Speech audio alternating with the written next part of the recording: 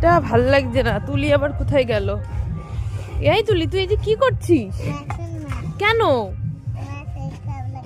কি আমাদের তাকিয়ে বল। তা তোমার কি আমি বাসন মাজতে বলেছি? হ্যাঁ, কষ্ট লাগছে বলে তুমি বাসন মাজছো? ওঠো ওঠো, বাসন মাজতে পারো না তুমি, ওঠো ওঠো, আমি মাজছি, আমি ঠিক মাজতে পারবো। ওঠো বাবা, ওঠো ওঠো, আমার শরীর ঠিক হয়ে গেছে।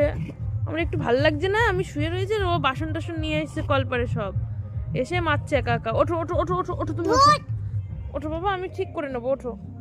তোমাকে কেউ বাসন মাজতে বলেছে?